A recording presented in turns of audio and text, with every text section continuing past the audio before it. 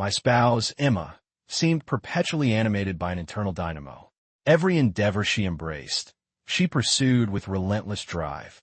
Emma's entry into the world was famously premature, gracing us with her presence a full 2 months ahead of schedule.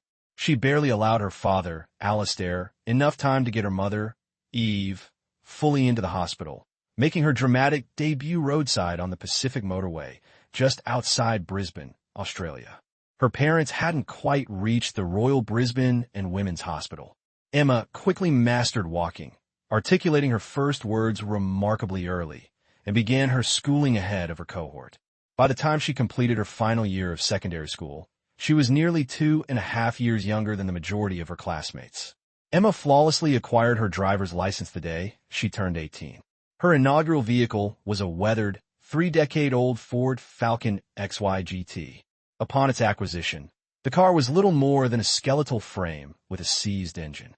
She devoted every spare moment, day, night, weekends, cajoling, pushing, and aiding her 3 elder brothers and her father in painstakingly rebuilding the engine, stripping the chassis down to bare metal, and meticulously repairing or sourcing replacement for rusted or damaged components.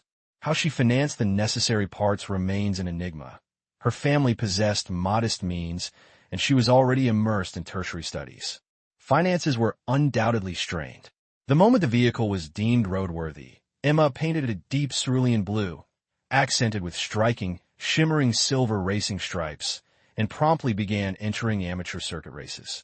She consistently achieved remarkable results, her name frequently appearing in local automotive newsletters and online forums as a promising talent on the grassroots racing circuit. A local performance garage even extended an offer of sponsorship, but Emma firmly declined. You see, Emma had decided it was the opportune moment to marry, establish a home, and commence building a family, specifically for children.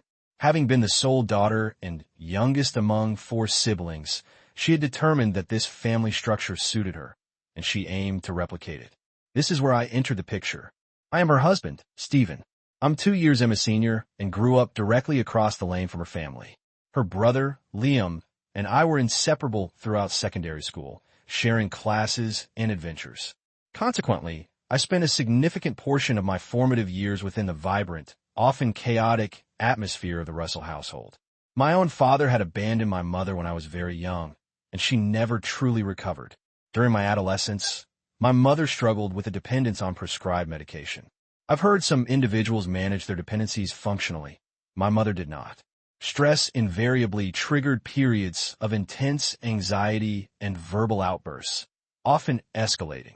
She frequently became overwhelmed.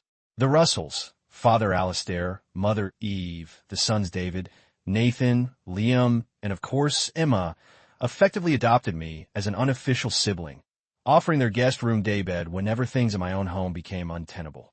Emma rarely spoke directly to me during those years, but her gaze often sought me out, even when she was merely 8 or 9. I'd look up from whatever project Liam and I were engrossed in, only to find her perched nearby, idly swinging her legs, observing. It was perhaps the only instance I ever witnessed her in repose. Otherwise, she was a whirlwind of motion, tinkering with something, riding her bicycle with reckless abandon, or meticulously disassembling some broken appliance or gadget. Emma, through sheer willpower, managed to join Liam's and my class for a portion of Year 7. Having been academically accelerated, she was intellectually miles ahead by mid-year. She never initiated conversation with me in the classroom, but her desk was situated 2 rows diagonally from mine, and I frequently caught her watching me when my eyes drifted her way. Emma was accelerated again before secondary school. I couldn't decide if I was relieved or disappointed that her intense gaze was no longer a regular feature of my school day. On the morning marking her 20th birthday, Emma approached Liam and me as we waited for our next tutorial to begin. I was just 21, navigating my first year of teaching degree. Liam was enrolled in a carpentry apprenticeship at the same technical institute I attended. "Give us a minute, Liam," Emma instructed him, her tone leaving no room for argument. "I need a word with Stephen." Emma possessed a formidable temper, and her brothers, despite their imposing size, harbored a healthy respect for it. My wife was compact, barely reaching 5 feet 2 inches and weighing around 110 pounds, about 50 kilograms. Her brothers were all built like me, over 6 feet 2 inches tall and easily exceeding 200 pounds, 90 kilograms. Consequently, Emma wasn't hesitant to employ certain equalizing tactics, often involving sharp pinches or quick jabs to the ribs if provoked. Once Liam was beyond earshot, Emma fixed her intense gaze on me. Dad insists I can't marry until I'm properly courted, so you're going to spend the night with me. That way, you'll have to marry me because I intend to get pregnant, and Dad will have no choice but to consent. Aside from those persistent looks over the years, I'd had no inkling she felt anything for me. Yet, having spent so much time around the Russells, I knew Emma's determination was a force of nature. Refusal, evasion, none of it mattered. The outcome was preordained. I was going to marry Emma, likely about 6 weeks from that day, once the pregnancy was undeniable. The Russell home was a quaint 2-story structure with a small annex. Liam and Emma had shared a room until Alistair converted the attic, creating a small sleep-out. David, the eldest, was relegated there. Liam then inherited David's former space, finally granting Emma her own room. "Make sure you're staying over tonight, Stephen," Emma commanded softly. "I'll fetch you around midnight, and we can start making our baby." "Right, okay," I stammered, my mind reeling. I didn't have a steady girlfriend and possessed minimal experience, barely progressing beyond shy conversations. A girl named Cassidy Haynes had once allowed some clumsy exploration one afternoon, but her mother's unexpected return halted any further advancement. "What did Emma want?" Liam inquired after she departed. "Nothing important," I deflected, telling my best friend his sister planned to strategically seduce me in a pregnancy felt unwise. "Had to be something," Liam pressed. "Emma never acts without purpose." "What did she say?" Testing the waters, I ventured. She asked if I'd consider being her boyfriend. Liam burst out laughing. "You? And Emma? You should go for it. Marry her. Then we'd practically be brothers." "Maybe I will," I mumbled, suddenly feeling the weight of the situation. "You're certifiable," Liam declared. "Emma's my sister. I love her, but she's intense. Operates on a different frequency. Only a brave soul would tie themselves to her. I didn't peg you for that kind of daring. Let's drop it, yeah?" Liam studied me for a moment. "You're actually considering it. You can date her, Stephen, but I maintain your nuts. And if Dad or the others catch you getting too familiar, they'll rearrange your face. You know that. What if Emma's the one pushing it, Liam?" I asked quietly. "What am I supposed to do?" "If Emma wants it," Liam sighed. "You might as well go ask Dad now if you can marry her, because you've already messed things up." "Think I might have already messed things up then?" I muttered, glancing over my shoulder. "Can I crash at your place tonight?" I asked later. "Always welcome, mate," Liam replied readily. "You know that." I received a modest government stipend for my studies, a little over $250 weekly. I used some of it to purchase ingredients for a large Sunday roast and some fresh vegetables for Eve to prepare for everyone. Alistair had a steady job with the local city planning department, but the pay wasn't extravagant. So whenever possible, I tried to contribute.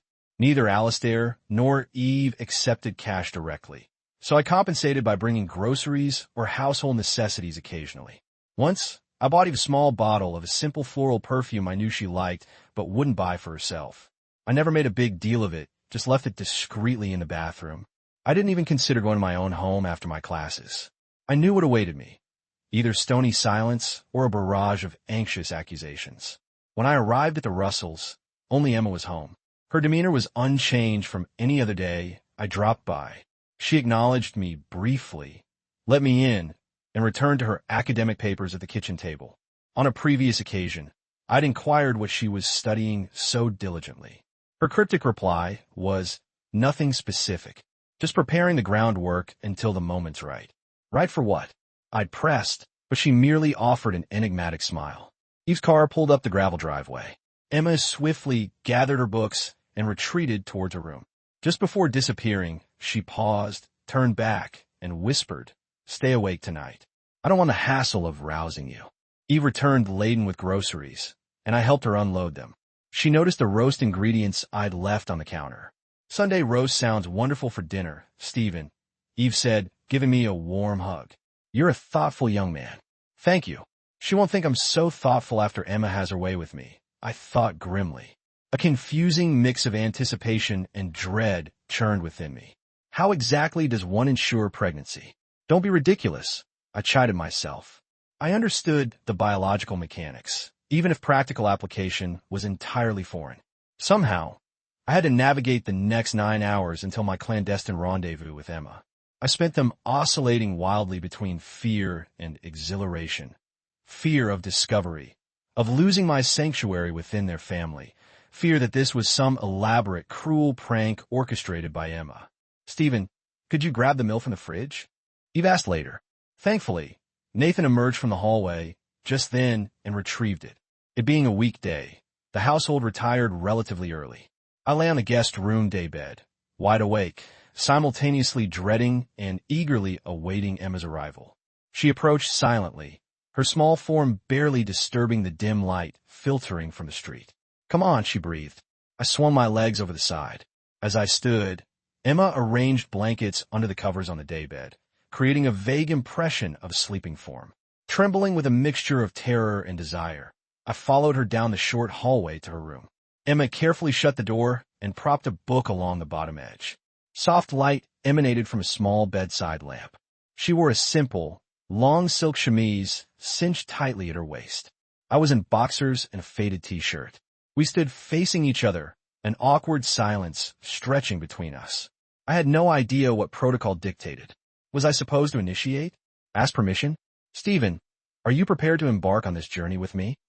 Emma asked, her voice soft but direct. I nodded, a wave of heat rising in my face.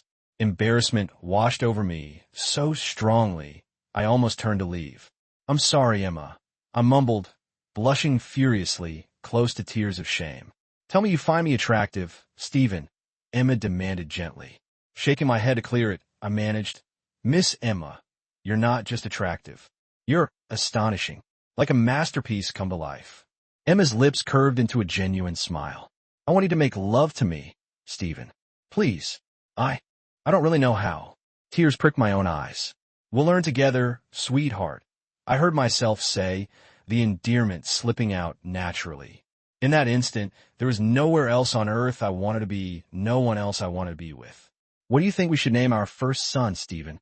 Emma asked sometime later, nestled against me. I chuckled softly. Knowing Emma, she likely had the entire lineage mapped out. I've always been partial to xylophone.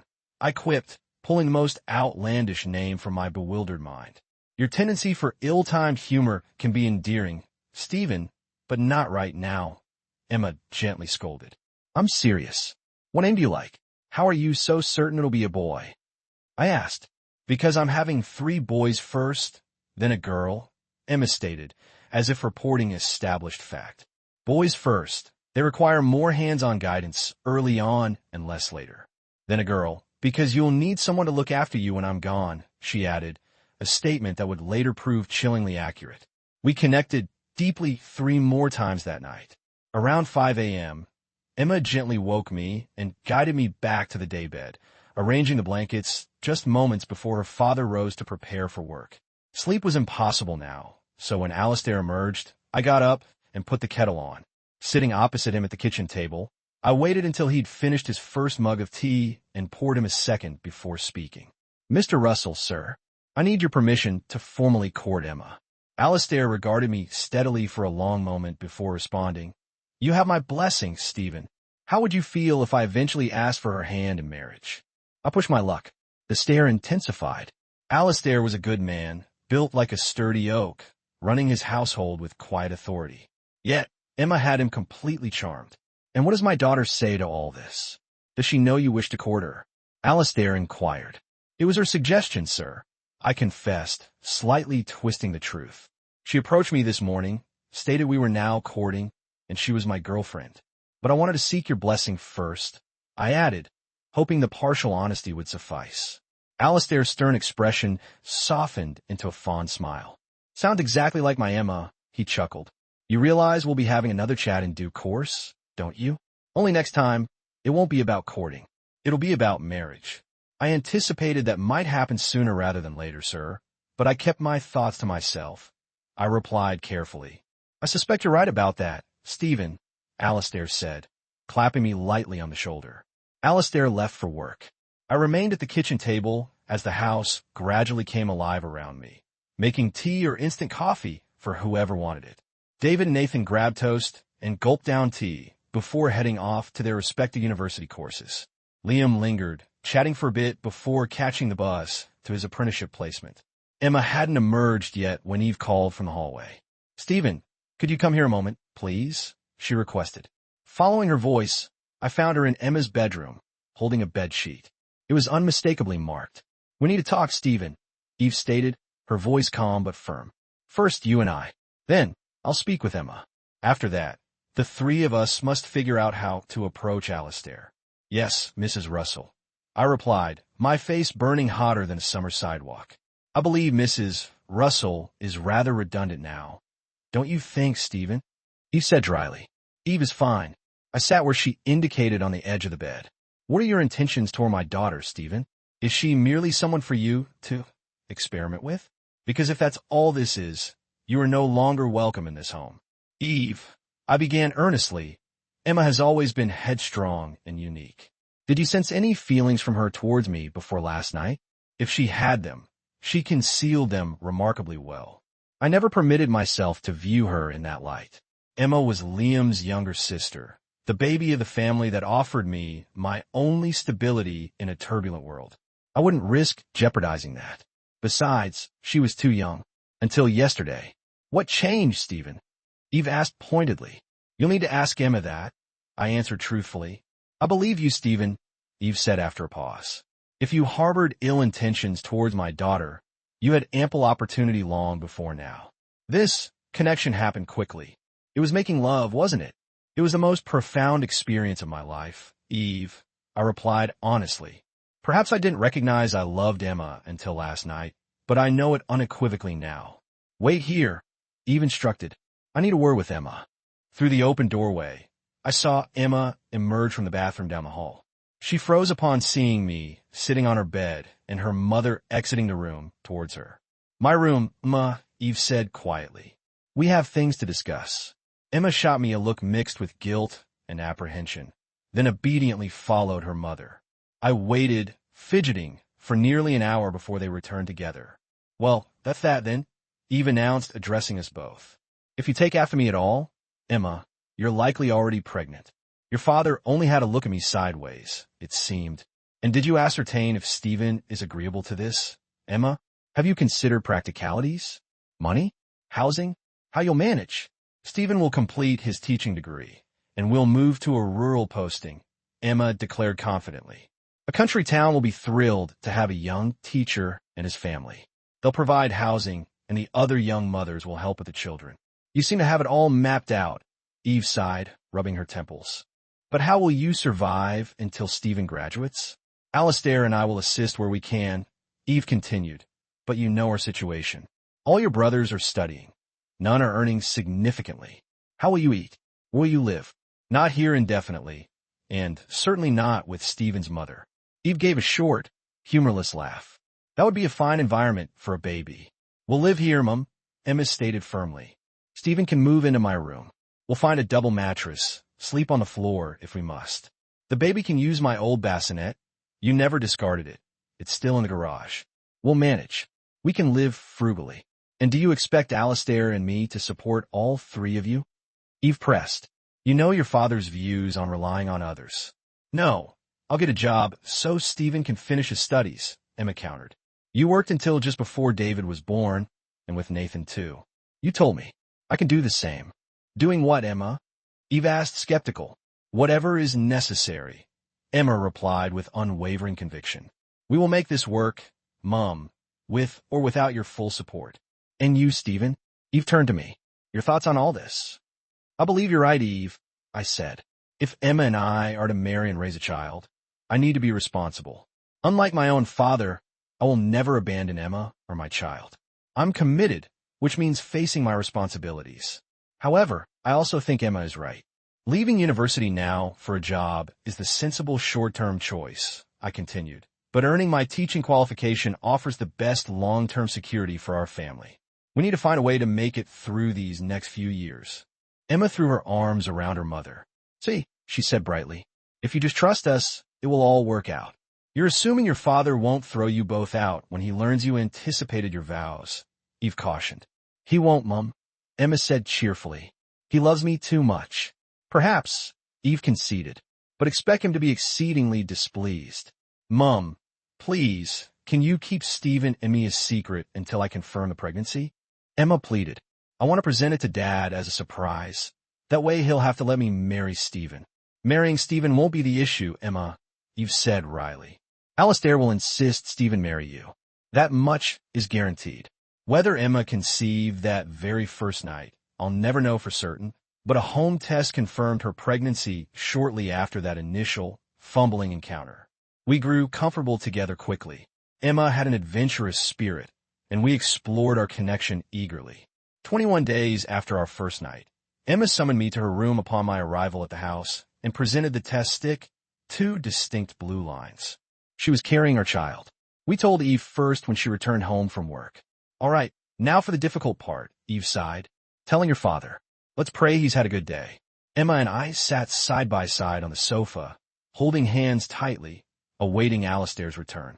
Her brothers had reacted with surprising warmth to our becoming a couple. Liam was supportive from the start, but David and Nathan's enthusiasm took me aback. Emma's glowing, Stephen. Haven't seen her this content, Nathan remarked privately. Just don't you ever hurt her, or you'll answer to me. I wouldn't dream of it, I promised sincerely. Best of luck to you both, David had said. You make a good pair, I reckon. But if you break her heart. Understood?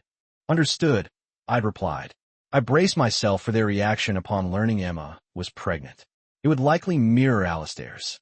To Eve's utter astonishment, and likely due to Emma's careful groundwork, Alistair remained remarkably composed when we delivered the news. He drew several slow, deep breaths, then turned his gaze squarely on me. This is why you asked about courting Emma, isn't it, Stephen? Yes, sir, I confirmed. And you intend to marry my daughter? Alistair asked, his voice level. Yes, sir, I replied. As soon as you permit us. Emma is of legal age. She doesn't require my permission, Alistair stated matter-of-factly. You know that. Yes, sir, I acknowledged. But we desire it nonetheless. Your blessing means a great deal to us, especially to Emma. But we would marry regardless. That's what I needed to hear, Stephen, Alistair said, a hint of warmth entering his eyes. Do you love my daughter? Yes, Alistair, I replied firmly. I believe I always have, in a way, but I suppressed it because she was too young. Then you have my permission and my blessing, Alistair declared. Once you're wed, you can officially move into Emma's room. I assume this means you'll be leaving university to find work.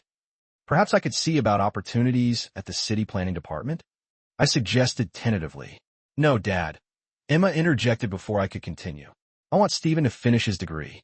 It will be challenging, but we can manage it together. It's the better path in the long run. I'll defer my studies and get a job, Emma announced. The humanities course I'm doing is mostly theoretical anyway. And when you're unable to work? Alistair questioned practically. I've planned it all out, Emma beamed. The baby is due during the semester break. Stephen can work full-time during the holidays. By the time he returns to university, I'll be recovered enough to work again. Mum isn't employed currently. She can help with childcare while I'm working and Stephen studying. The rest of the time, one of us will always be home. If only life were truly that simple, girl, Alistair grumbled, but a reluctant admiration softened his features. And somehow, against all odds, that's precisely how it unfolded. Emma gave birth to our first child 1 week after the university term concluded. She'd worked right up until the evening before. Albert Jr., Bert, arrived at 10:57 a.m. The following day. Everyone naturally called him Bert. I'm not sure how much he resembled his grandfather Alistair, but the name felt fitting given we all resided together during those initial 3 years. Our second son, Dylan Jr., Dilly, was born almost exactly 1 year after Bert. I suspected Emma aimed for the same birth date, but missed by a few days. Nolan Jr., Nolly, as he became known, followed 14 months later. By then, I had successfully completed my teaching degree. As Emma had foreseen, we relocated to the rural town of Cedar Ridge, where I accepted a teaching position. The employment package included accommodation in a school-owned house, so Emma, the boys, and I finally had our own home.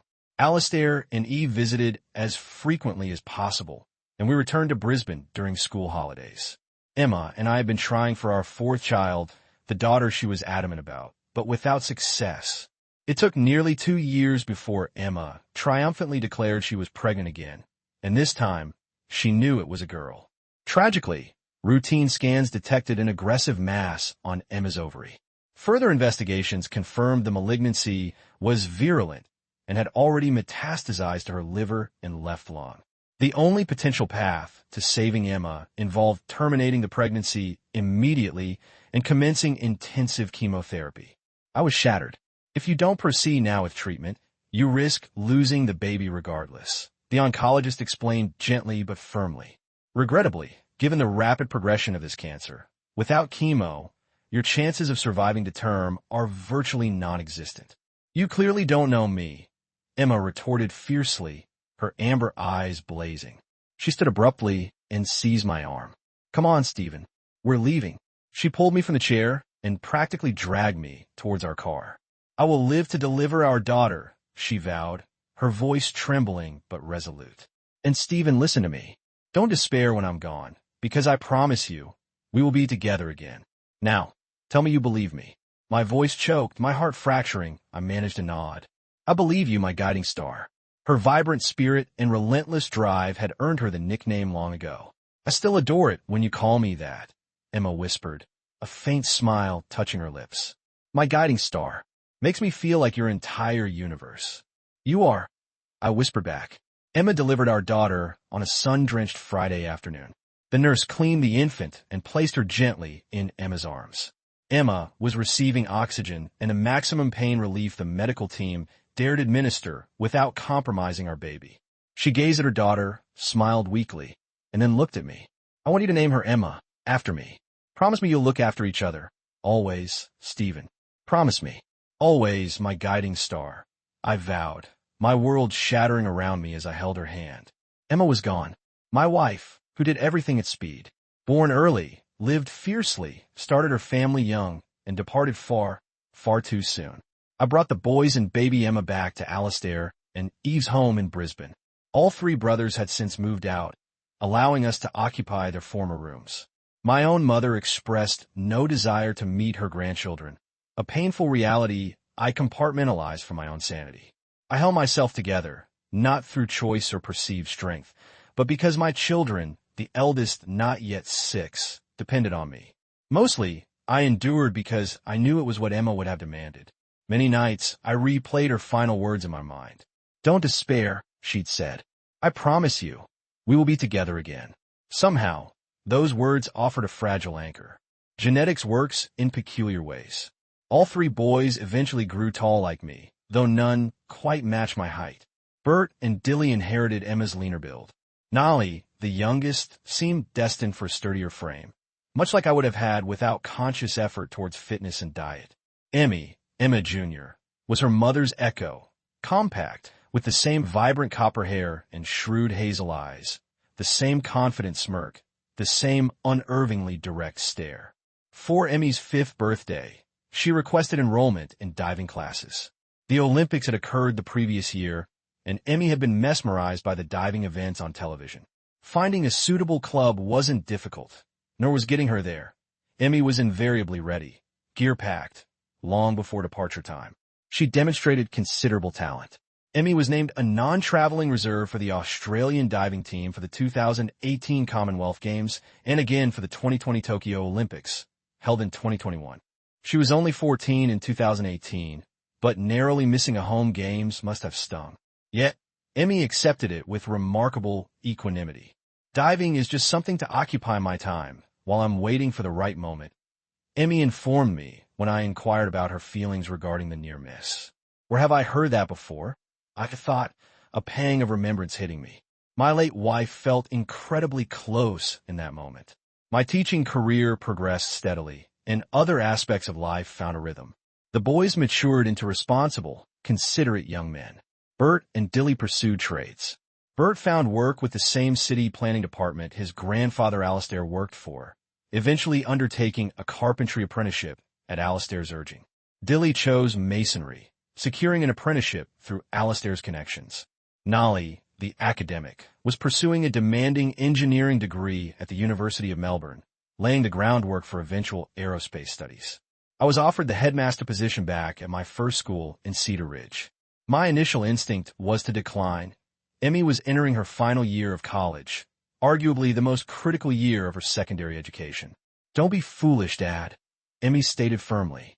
"You always said you loved it there and hoped to return someday. What better time than now? Any time after I graduate would be disruptive for me." "Missy," I began, exasperated. "I don't intend to go to university, Dad," Emmy announced calmly. "I want to find a good man, settle down, and raise a family. Cedar Ridge is a wonderful place to raise children, as you well know. So why not there? What about your diving?" I countered. "You won't have the necessary facilities or coaching there to aim for the 2024 Olympics." "Diving was just filling the time, Dad," Emmy repeated patiently. "The time is nearly filled. I don't require it anymore." By now, I understood that arguing with Emmy was as futile as arguing with her mother had been. I sighed in resignation. "It's settled then," Emmy declared with finality. "You accept the job. We move back to Cedar Ridge. I'll finish secondary school and find myself a suitable husband. I want what Mom had, what Gran had, 3 boys, then a girl." Raising my hands in surrender, I accessed my email and sent my acceptance, confirming I could commence at the start of the new school year in approximately 4 weeks, about a week after Emmy's 20th birthday. One area of my life remained stubbornly stagnant. I never encountered another woman I felt I could truly love. A few women had shown initial interest over the years, but their enthusiasm invariably waned upon realizing the complexities of raising 4 children on a single income. The unvarnished truth, however, was simpler. They weren't Emma. Emmy and I packed our modest possessions into a hired trailer and made the 8-hour drive back to Cedar Ridge. As headmaster, I was entitled to a larger, better-appointed house than the standard teacher's residence. However, I happily arranged a swap with Miles Carter, one of the 4 secondary teachers. Miles and his wife had 4 children crammed into the smaller, 3-bedroom house I'd occupied previously. The headmaster's residence boasted 4 bedrooms plus an en-suite, making the exchange logical, given it was just Emmy and me. This simple gesture immediately garnered goodwill among the teaching staff.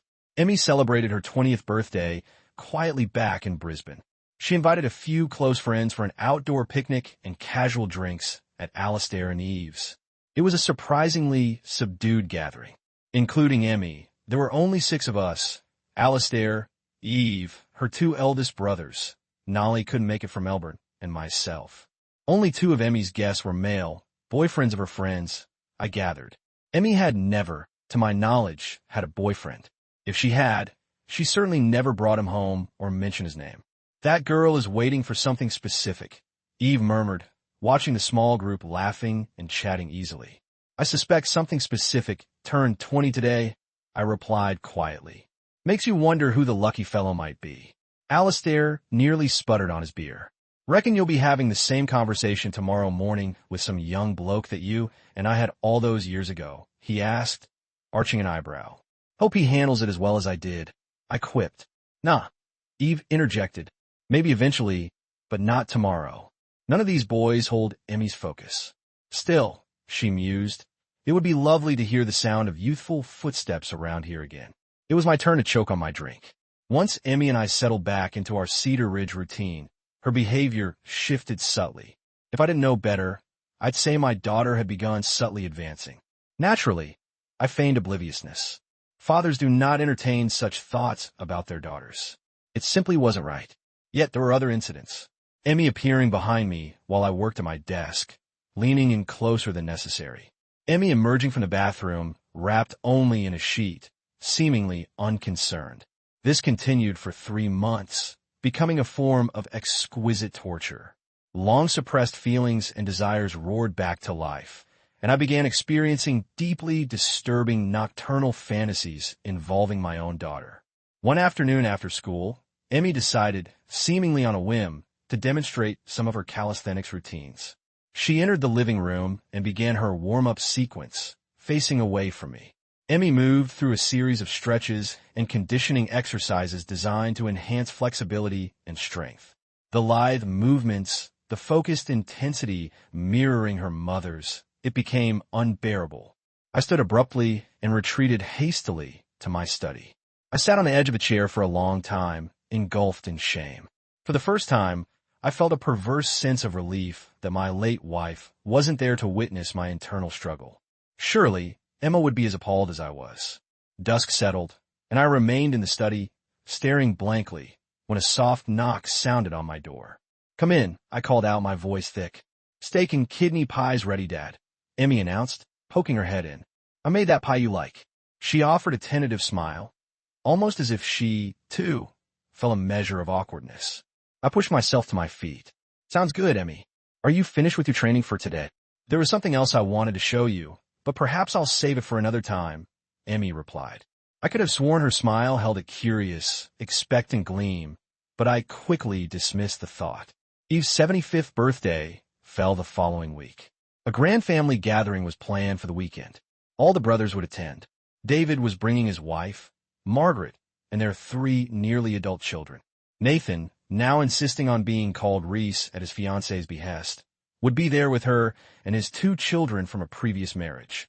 Liam, still embracing bachelorhood despite being my age and arguably old enough to know better, would be present. Nolly was flying up from Melbourne, and my other 2 sons, Bert and Dilly, were also expected.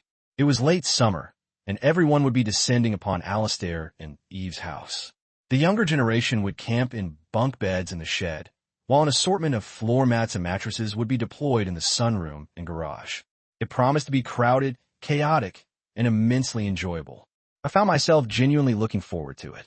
David's wife, Margaret, was an accomplished baker whose culinary talents were legendary within the extended Russell clan.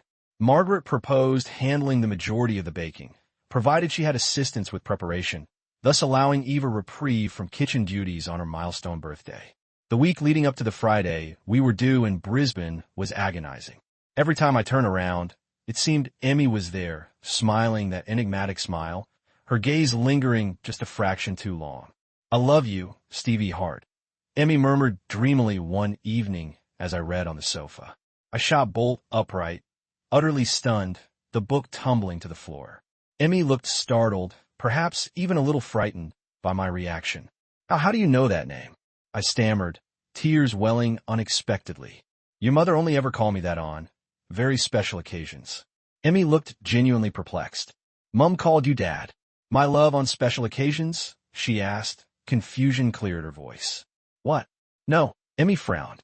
"You just call me Stevie Hart. I think you need your hearing checked, Dad." I said my love. I insisted, though doubt now clouded my mind. Why else would I react like this? "You've got me completely rattled." The tears began to fall freely. "I miss your mother so desperately, Emmy. You know that." "I know, Dad," Emmy said softly, her expression softening with empathy. Sometimes I feel her here with us, too. Almost like if I turn my head fast enough, I catch a glimpse of her. Other times, especially if I'm considering something risky or foolish, it's like I hear her voice, warning me, guiding me toward a better path. "You've never once complained about growing up without her, Emmy," I observed, wiping my eyes. "Why is that?" "Because I always felt completely safe and loved by you, Dad," Emmy replied simply. "Having Mum here would have been wonderful, obviously, but you did an amazing job raising the 4 of us. Alistair and Eve helped immensely too, of course. Yes, but the foundation, the security, the freedom you gave us to become who we are. That was all you, Dad," Emmy stated firmly. "Are you wondering why I've never had a serious boyfriend?" "The thought has crossed my mind," I admitted. "Because none of them measure up to you, Dad," Emmy said candidly. "I haven't met a boy, or a man, for that matter, who is even half the person you are. But rest assured," she added with a familiar glint in her eye, "the moment I do, I intend to marry him and have his children." "It's getting late, Emmy," I said, feeling emotionally drained. Tonight, I'm going to sleep in here with you. I don't think you should be alone after this conversation. You take the bed. I'll grab a blanket and sleep on the floor." Emmy just rolled her eyes, a gesture so reminiscent of her mother it sent another pang through me, and went to fetch a spare blanket from the linen closet. I lay awake on the floor for what felt like hours. Sleep finally claimed me around 3 a.m., plunging me immediately into a vivid dream. I was floating in an endless expanse of soft, white mist, drifting peacefully. Then I heard a voice calling, "Stevie Hart. Stevie Hart, I'm here. Where are you?" I'd recognize that voice anywhere, through any barrier. Moving towards the sound, the mist parted, revealing Emma standing on a sunlit knoll. She hadn't aged a day since our last moments together. It was my Emma, looking as radiant as she had on our very first night. In the dream, I swept her into my arms, the sensation startlingly real. "I miss you so terribly, my guiding star," I choked out. "I can't keep doing this alone. It's too hard without you." "I still love it when you call me that," Emma whispered, her smile bittersweet. "Stevie Hart, our time together will come again, but not yet," Emma said gently but firmly. "You need to see the boys fully settled, watch Emmy marry, and meet her first child before you can join me." I wanted to argue, to protest, but it was Emma. I could never deny her anything. I simply nodded. "All right, my guiding star. If that's how it must be, I'll wait." Emma graced me with that breathtaking smile, one last time before the golden light faded again. I woke abruptly. Dawn was breaking, casting a soft glow across the room. Emmy slept soundly on her side, turned away from me. I slipped quietly from the room without disturbing her. Pausing in the doorway, I watched my beautiful daughter sleep. In slumber, she looked so peaceful, so innocent, and my heart swelled with protective love. A gentle breeze stirred the curtains, momentarily framing her in the nascent light. Eve's birthday dinner on Friday night was a relatively intimate affair for those already arrived. Margaret, true to her word, orchestrated a magnificent meal. The main celebration occurred the following evening, once the full contingent had assembled.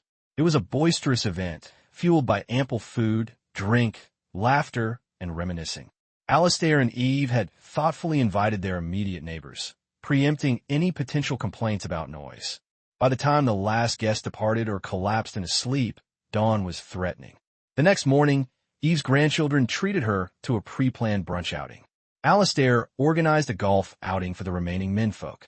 Neither Emmy nor I cared much for golf, so we found ourselves unexpectedly alone in Alistair and Eve's quiet house. "Aren't you joining Eve for brunch?" I inquired. "No," Emmy replied, stretching languidly. "I'll treat Gran to lunch another time. I just needed some quiet after all that commotion. Being used to just the two of us makes big crowds feel overwhelming now, doesn't it, Daddy?" "Daddy?" She hadn't called me that in years. "It does," I agreed. "I might have overindulged a bit last night." Feeling slightly fragile, I admitted. "Think I'll have a short nap, Emmy. Will you be all right here alone for a bit?" "Of course, Dad," Emmy replied brightly. "Might do some stretching myself, work out the kinks." "Okay." I retreated to Emmy's old bedroom, the very room where Emma and I had first discovered our love. Sleep came quickly. I don't know how much time passed before a resounding crash, followed by a splintering sound, jolted me awake. Scrambling out of bed, I followed the noise. I found Emmy in the living room in a precarious position. She'd apparently been practicing some form of dynamic stretching, misjudged the space, and her right hand had gone clean through the wooden paneling, becoming wedged. Her head was awkwardly angled behind the sofa. She was balanced solely on her left leg, her right extended impossibly high and stuck fast in the hole she created. Curiously, Emmy wasn't calling for help, but was struggling silently, trying to free herself, only succeeding in becoming more firmly lodged. A strange, primal impulse surged through me. Taking advantage of the moment, the vulnerability, the sheer unexpectedness of it all, we connected intensely and briefly. Shame crashed down on me immediately afterward, hot and suffocating. Asterisk, I just violated my own daughter. What if I've made her pregnant? What would Emma do to me if she knew? Asterisk, the thought screamed in my head. Abruptly, I pulled back, dislodging her hand with the movement. Emmy tumbled behind the sofa with a soft cry. I fled back towards the bedroom, then detoured to the bathroom, needing to wash away the transgression. I prayed Emmy wouldn't follow, wouldn't speak. The latch on the study door had been faulty since my own childhood visits and had never been repaired. Lost in a fog of guilt and self-loathing, I didn't hear the door creak open, didn't notice Emmy slip inside. My first awareness of her presence was when her bathrobe dropped, and she stepped into the shower spray with me. Startled, I gasped, "Emmy, what are you doing?" It's all right, Daddy, Emmy said softly, her hazel eyes meeting mine without evasion. I wanted you to find me like that. I wanted you to be my first. No one else I've ever met even comes close, and I needed it to be you. That's why I feigned helplessness. This is wrong, Emmy. I protested weakly, the hot water doing little to cleanse my conscience. You can't possibly know what your mother would have wanted. But I do, Daddy, Emmy interrupted gently. Mom left me a sealed letter. She wrote down all her hopes, her wishes for me and for you. In it, she asked, no, she instructed me to look after you, to see to all your needs, until it was time for you to join her. I love you, Emmy. I choked out, the words tasting like ash. What we just did, it feels profoundly wrong, yet I am yours, until your mother calls me home. I love you too, Daddy, Emmy whispered, leaning her forehead against my chest. Stop worrying. What others don't know can't concern them. My phone lay on the vanity. I checked the time. Still several hours before anyone was expected back. Can we erase this? I asked, my voice hoarse. Emmy nodded. We quickly gathered our discarded clothes and the bedding from her room. I tossed them into the hamper. While they tumbled dry, Emmy meticulously tidied her room, ensuring nothing looked out of place. I inspected the damage in the living room. The hole was noticeable, but perhaps explainable as an accident. Satisfied that we had removed all immediate evidence of our transgression, I finally succumbed to the exhaustion and fell into a troubled sleep on the sofa. I awoke to the sounds of laughter and boisterous conversation. The golf party had returned. Yawning, I ambled out to the back patio where everyone was gathered, enjoying drinks and snacks. Emmy moved among them, playing the gracious hostess, ensuring plates were filled and glasses refreshed. I noticed her gaze repeatedly drifting towards a young man Bert had brought along. Hey, det, Bert greeted me cheerfully. Good to see you finally rejoin the living. He gestured towards his companion. You remember Matthew, don't you? I vaguely recalled a lanky teenager named Matthew who used to hang around with Bert back when we all lived nearby. But the person standing before me was undoubtedly a man. Tall, solidly built, with intense, deep-set eyes and a quiet confidence about him. Hello, Mr. Shelton, Matthew said, extending a hand. Hi, Matthew, I replied, shaking his hand. Please call me Stephen. Just then, Matthew's attention shifted. He turned and watched Emmy intently as she bent to retrieve some dropped napkins. Later, I managed to draw Alistair and Eve aside. Remember when Emma turned 20? I began hesitantly. And you wondered if I'd be having the conversation with someone the next morning? They both nodded, understanding dawning in their eyes. I think, I said, subtly inclining my head towards the patio, that conversation might be happening tomorrow morning. With him. Alistair and Eve followed my gaze to Matthew. He was now engrossed in conversation with Emmy, oblivious to our scrutiny. Despite his rugged appearance, Matthew worked as an engineer, Alistair supplied quietly. Rumor had it he was considering a run for the community board in the next election. Emmy could do far worse, Alistair conceded gruffly. He's 7 years older than Emmy, though, Eve pointed out pragmatically. At her age, that's a significant gap. 7 years chronologically, but likely 12 years behind her in emotional depth. Look at your granddaughter, I replied softly. Do you honestly think he stand a chance of resisting? Emmy stood directly before Matthew now, captivating him completely. Her hazel eyes were wide, focused entirely on him. She even laughed, a genuine, sparkling laugh, at something he said. Eve sighed, a small smile playing on her lips. No chance at all, she murmured. I rose early the next morning. Predictably, the space beside me on the sofa, where Emmy had eventually settled after the house quieted down, was empty. I made myself tea and sat nursing it at the kitchen table. Around 6 a.m., Emmy slipped quietly through the back door. Spotting me, she blushed faintly but attempted nonchalance.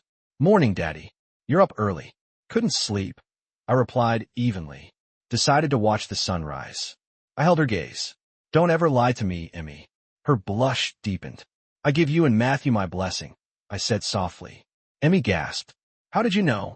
I chuckled, a wave of bittersweet relief washing over me.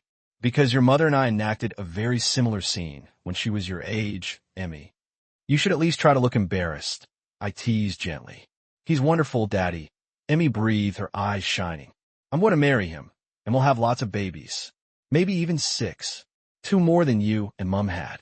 Go fetch a young man, Emmy, I instructed. We need to have a chat. You're not jealous, Daddy? Emmy asked tentatively. After you and I were close for that brief time? No, Emmy, I answered honestly. Not jealous at all. Now go get him. And tell him to be gentle with me. I might seem tough, but I bruise easily. Emmy grinned, that radiant Emma-like grin. Emmy and Matthew were married in the same small church where Emma and I had exchanged our vows. Their first child, a boy, arrived less than a year later. Matthew successfully ran for and won the local community board seat. They purchased a house near Alistair and Eve and settled into domestic bliss. Life in Cedar Ridge felt profoundly empty without Emmy. I began applying for teaching positions back in Brisbane, but nothing materialized. Driving home after one of my regular weekend visits to see my grandson, I was preoccupied, perhaps driving a little too fast.